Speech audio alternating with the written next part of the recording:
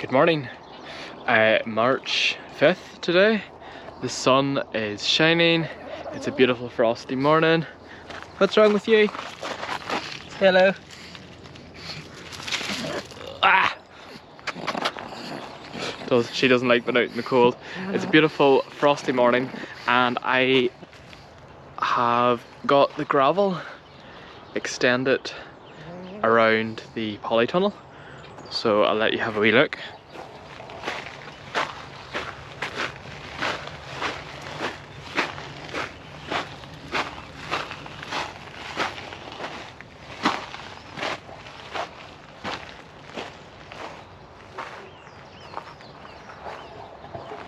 So super pleased about that. In places I've put cardboard down underneath just to suppress the weeds, like here, and that'll all biodegrade over time, and I know it'll not keep the weeds down forever, but in the short term it'll be quite good. I think with, you know, just regular pedestrian traffic as well, that'll just kind of I suppose just reduce the growth of weeds. And then the compost bins are here. So what's going to happen is this is kind of bigger kind of material here on the right hand side, and then this is kind of the finer stuff. So what I'm going to do is shred all these twigs and stuff soon and get them broken up really finely, and then place them in here and get this all tossed up as well. And then hopefully when the weather warms up shortly, although I can already see that this is reduced in size anyway, but hopefully when the weather warms up this will all start to compost nicely.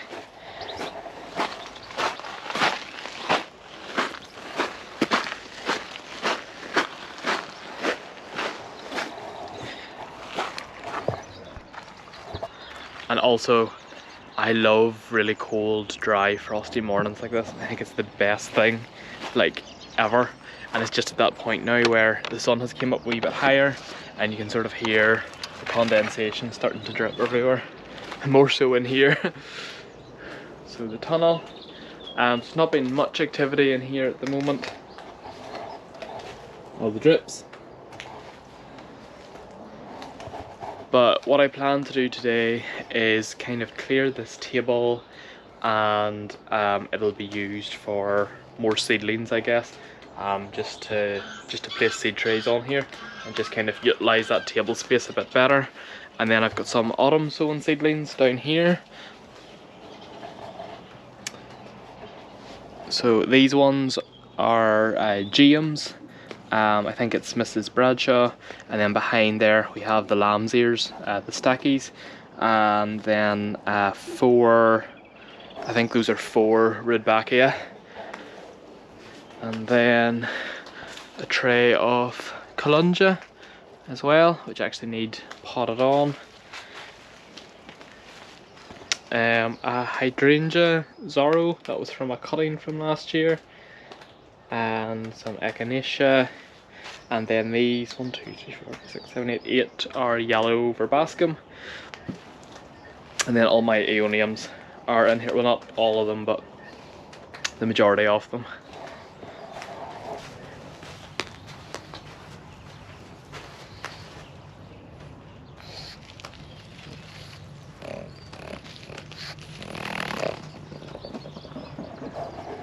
So yeah, that's what's happening in here. And the geese are out as well. And then in the greenhouse,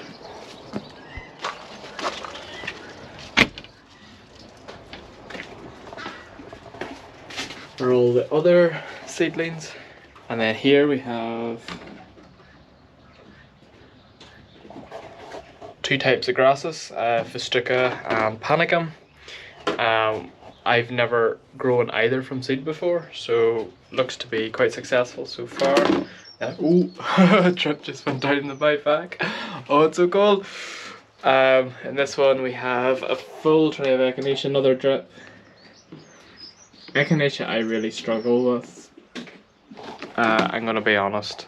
Or sorry, yeah, so echinacea I struggle with. But that looks to be okay. So yeah, we'll see what happens there. And today, yeah, as you can see, this is quite messy. My table normally sits either against the window or against the wall, and then I move the shelving across, but at the minute the table is kind of islanded, which sounds fancy, but being honest, there's not actually enough space left or right to get around it at the minute, just because this greenhouse is a flat roof and these beams now over the years are starting to drip. So when I centre the table, because the water does kind of run this direction a wee bit, the drips tend to fall this side, so it just stops the drips landing directly on the table. It doesn't sound that bad, but when there is heavy rainfall, this, you know, it can actually nearly flood this place. This is actually an old bakery table, so there's some shelves underneath which I use for storage, and there's some things I just like to keep dry, so even though the trays are there, which usually would catch the water, as you know, water can just get everywhere. So yeah, for the foreseeable, the table is just centered here in the middle for the drips. And that is it. Morning. Today is March 6th, Sunday. Another fantastic, super cold, frosty morning. The ground is nice and crispy. And yeah, I just want to show the progress I did yesterday. So just on a general polytunnel sort of cleanup, well, tidy up more so, just kind of like a relocation of everything. So the aeoniums and stuff are just off the table, and some of the other pot plants I had, and then some pelargoniums and some salvias there that have just been tidied up as well. They'll still be dormant for a wee while yet. And yeah, I've also moved some seedlings out, and as you can see, they're covered. And really, I suppose what I wanted to talk about is this kind of concept of fool's spring, because this argument or debate gets thrown up a lot sometimes in the gardening world as to, is it too early to sow seeds, and should you sow seeds at the designated time that they're supposed to be sowing? And I suppose the argument people would use for sowing seeds at the right time is you wouldn't have to go to these extra precautions of, like, you know, covering them up at night and, you know, using heating and stuff, like I suppose below heat or whatever, to propagate things. And I totally, legitimately 100% get that argument. I have and do sow seeds at the correct time they are meant to be sown, and do hold off, and it is very beneficial. In my case, I'm doing it just because if I waited to the correct time to sow something and then did everything at the correct time, most seeds have a germination rate of like 21 days or 4 weeks, so then everything would also be ready to pot on at the same date, and it would just leave me slaughtered. Because I'm primarily doing this all by myself, so I suppose by me starting stuff off earlier and staggering it, I'm also staggering the pot on dates and the pot on times, and I'm staggering the hardening off times, which means not everything's ready at one kind of day. And then also from just a space efficiency point of view, like if you imagine if I sowed everything at the start of April and everything was ready at the end of May and it all had to be potted on in May, you would suddenly leave yourself very short for space. You know, you could possibly run out of compost, you run the risk of plants drying out. So I just feel, though I have started in February, and already I've moved stuff out to the polytunnel from the greenhouse. When these are ready, they'll be potted on, and then the next batch will be coming out of the greenhouse, and then, you know, as those ones have been potted on, they can be hardened off, and then as that stuff from the greenhouse is hardened off, it can move out and so on. So I know that sounds like a bit of a tangent, but the succession planning is there. I think that's what I'm trying to say. So I suppose that's the pros and cons as people talk about the full spring. It's not to get too caught out just because there's a wee bit of good weather now. There can still be frosts in like early May, and I know that, but you take the precautions, use your hort fleece, use your bottom heat if it's available. If you have a covered space like a tunnel, use it. Build a cold frame. Excuse me, I don't have one, but cold frames are very good as well. I suppose anything just to keep the frost off seedlings or young plants. And yeah, that is that. So you can see all the seedlings have moved out.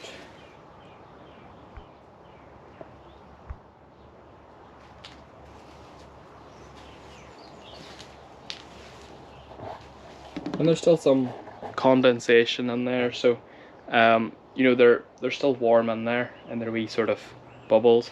I've got my soaker trays out as well, so gradually as some of the trays get lighter, I'll move them into water and move the watered ones around. So again, it's a full circulation process. And then I also want to show you one other thing that I might do this weekend, so we will go there now.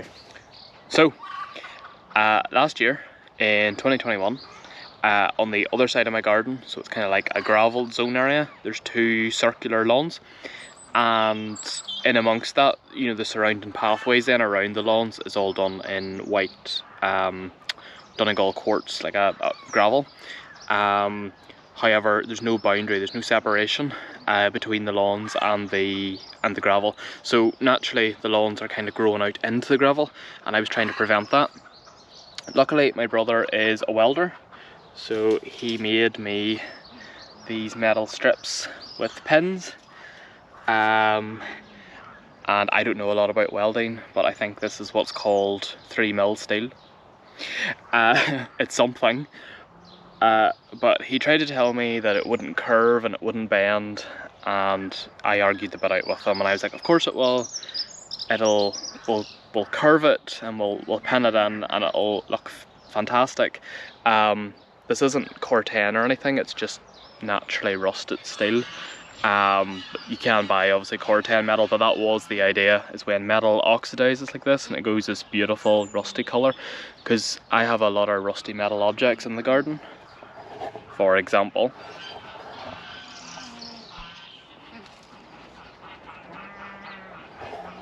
that plough, and big planters and other bits and pieces. So yeah, that's something I'm obsessed with. But as we found out, or as I found out, if I had listened, it doesn't curve that well, unless it goes through a roller. Hold on, I'll show you this piece.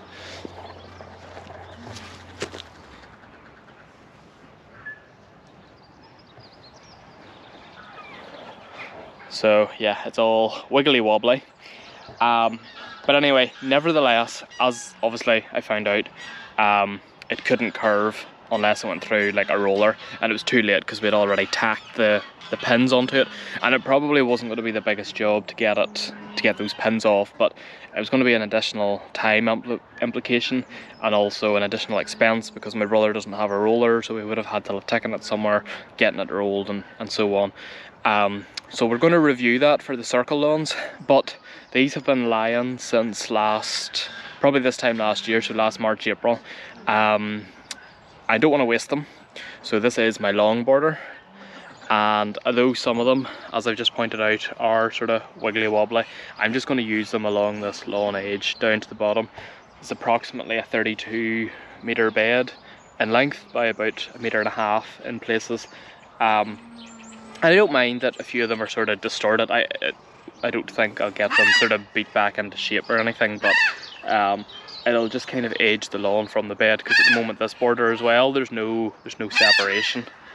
And yeah, the birds are making lots of noise this morning. And then there's 2 pieces that we kind of almost successfully curved.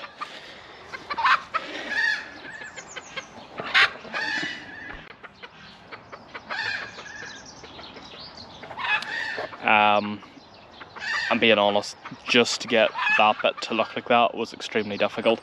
They actually end up looking quite hexagonal. They almost come out like a 50p piece, like a big hexagon. So we'll not do that again. But if I have time today, I'm going to beat these in, which actually will not take too long.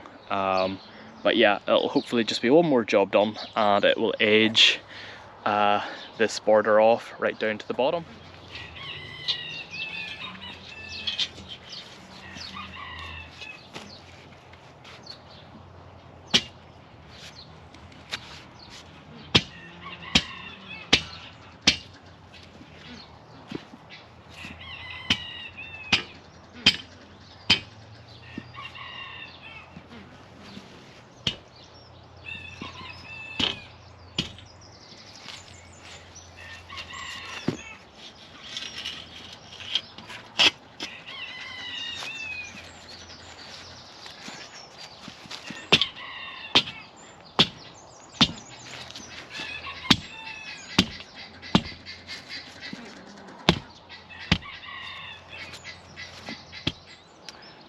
So yeah, I don't know how I feel about the curvature. This might be something that will get reviewed. I hate wasting stuff. I would really love to reuse this, but I'm not sure if my heart really lies to how completely natural and curved it is. Time will tell, but yeah, I don't really know what else I could use this for. Them wavy lines are possibly quite extreme. The straight lengths are nice when they're in, when you see them. I also found out that the overlaps with the dowels and the pins never actually worked, so probably a good thing we never did try it last year, because actually what happens is the pin sits on top of the other one and they don't actually slip behind each other, they sit on top. But anyway, every day's a school day, so onwards and upwards. Another job I'm doing this weekend, or throughout March anyway, is cutting all this cornus back down to the base. It is lovely to see these beautiful yellow stems, but we've had it throughout, you know, the winter months now, and it's kind of, you know, it's done. It'll be coming into foliage soon. Cornus is something that you can cut back really hard. Like, I will be cutting this right back down to the base, and do not panic, like by the end of June or start of July, new shoots will have sprung, and literally by August it'll be back up to this height again. Cornus grows really fast in sort of northern hemisphere countries, so, you know, do not be frightened to just cut. And even like, and I can tell you this because I've done this for a fact, in garden books and stuff it'll say wait to frosts have ended and whatever. Honestly, with this plant, I wouldn't bother. It is just so robust, it's so hardy. So yeah, just going to just chop her all down, and no joke, it'll be back by mid to late summer, ready for another display of stems. Cornus is great for damp soil. It can grow in any soil, but it's great for heavy soil as well. And I basically use it it's a cut stem plant, so it's really handy in winter time, just for some colour, sort of from November to February. You can do it later, you know, if you want to hold off, you can do this in April or whenever. I just like to do it now, so it's one more job done out of the way, because later in the season there'll be other jobs that will just take priority, and this will not be one of them, so doing it now.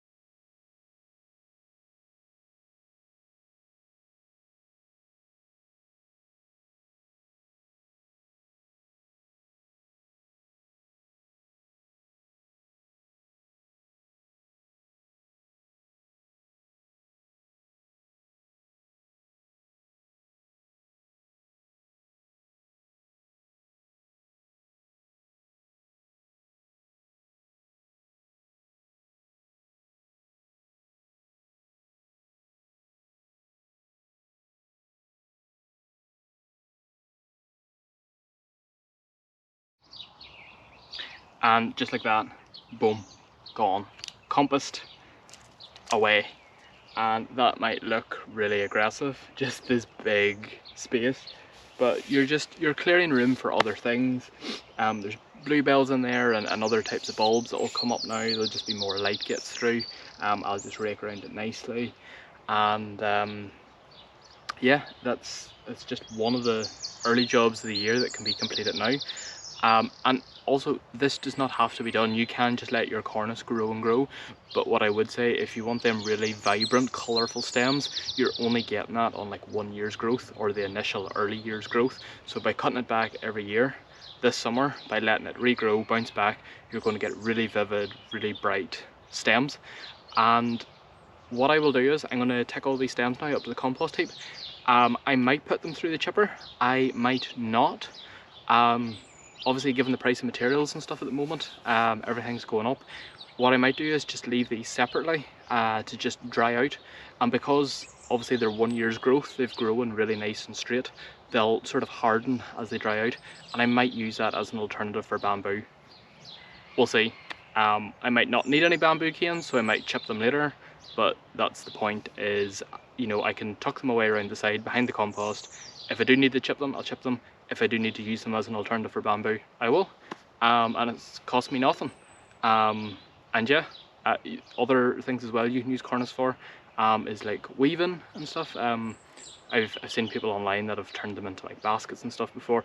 I don't know how viable that is. I'm not sure, I'm not talented, or if I would have the patience, but yeah, if you could find another use for the stems, do it. And florists, this is a really good early sort of seasonal plant that, you know, could fill a bouquet or fill a vase as a cost-effective thing. So, you know, you buy one cornice and you let it grow, and you cut it back every year, and each year we're going to get more stems. It's just a really good early fill vase material. A bit boring, but you know, you could bulk it out with other things as a suggestion. I don't know, but hopefully that was beneficial.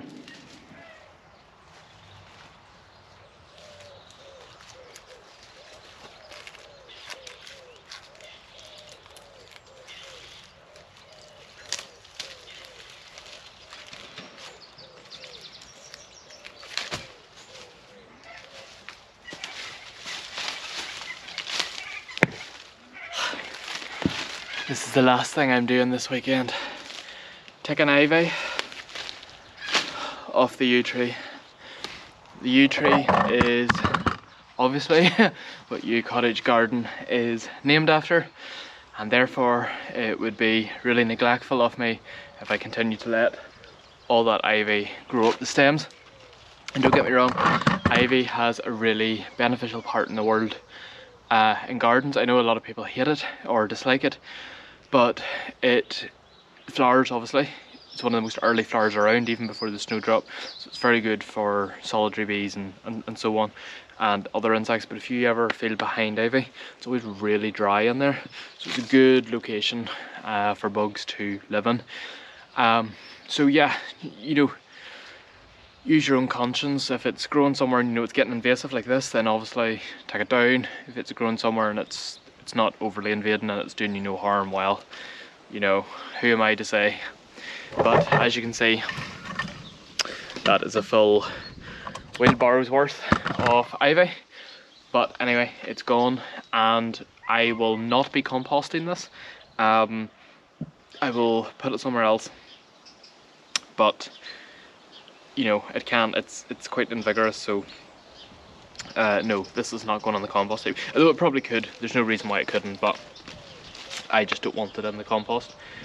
And yeah, other than wash the car, that is this weekend completed. Thank you for watching, and hopefully more updates to follow.